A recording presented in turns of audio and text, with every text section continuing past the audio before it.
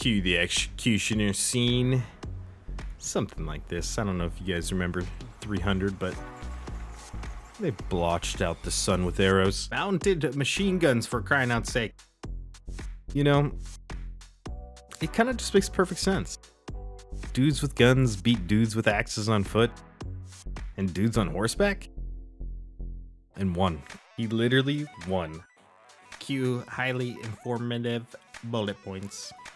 Now, if you're brand new, you're going to want to focus this troop to win. The executioners are going to be the best. Most players are going to create tier 10 ultimate aggressors or tier 10 apocalypse horsemen. Executioners do in fact have the greatest attack and will beat out any other troop type in a 1-to-1 battle. It's all science here, folks, and of course the best chemistry is going to be the Tyrant. Now, Pamela is going to be really hard to get in this combo, but the Governor and Negan are feasible. You can get them over a great period of time and consistency. I am currently on a 4-star Negan and Governor myself, so exciting things to come. Guess what? We made a tier list. Coming in at the top, the A slot, the top dogs are going to be the Executioners. They do have the highest attack, and attack does reign supreme in The Walking Dead Survivors. B tier, we have the Cavalry because they travel fastest, carry the most, and build the fastest. There's a lot of conveniences for Cavalry because they're also very good early to mid game, because most of the players in the game are going to build melee survivor chemistry groups, which means they're probably going to get melee tier 10 first, and you'll be able to have the hard counter as Cavalry to kind of give you that extra boost to beat down those melee teams. C on the tier list is going to be the ultimate aggressors. I unfortunately did make these first myself, so I did make that same mistake that if you might have, but it's not the end of the world for us. You can still go sharpshooters or calves. Really, this is just to give you information to have a better idea on what you're working with. The melee are going to be very good as long as you keep your statues up to date and all your researches as well. At the tippy top of the competition, you might falter a little bit, but by then you'll be able to refine your composition and move on to the sharpshooters. And I did mention those statues. If you haven't seen them yet because you're in season 1 or season 2, I believe that you might get them as early as season 3, and definitely by season 4 you'll have these statues. But these are going to really change your game up. Getting these up to the 20 slot for the research isn't very difficult. It does require some research flasks, but the difference in attack on just cavalries is 40% when I max this out at level 20.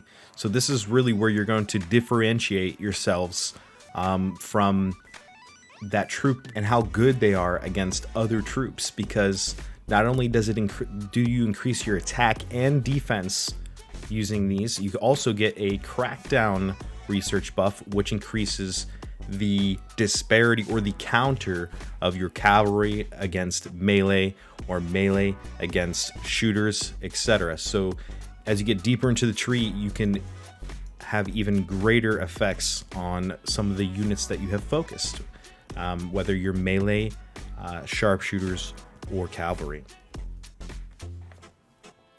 All right, now looking at some of the stats of the troops from left to right, the ultimate aggressor has 176 attack, 196 defense, 98 HP, 32 speed, and 325 carrying capacity.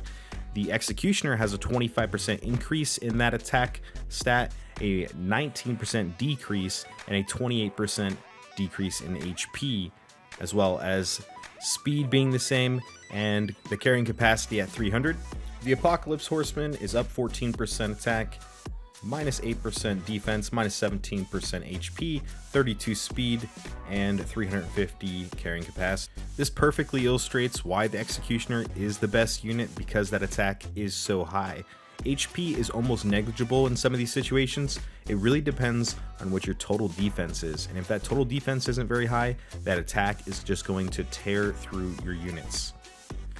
Each unit has a counterbalance. Executioners counter Apocalypse Horsemen counter Ultimate Aggressors, and Ultimate Aggressors counter Executors. Since the Executioners have a 25% baseline attack increase, the counter that is gained from it is almost negligible, and Executioners still reign supreme in this love-hate triangle. Counterbalance. I've run out of things, majiggies, edits, and everything to continue making this video. If you guys think I missed anything, let me know. If not, check out this really cool reel scrolling through my Discord.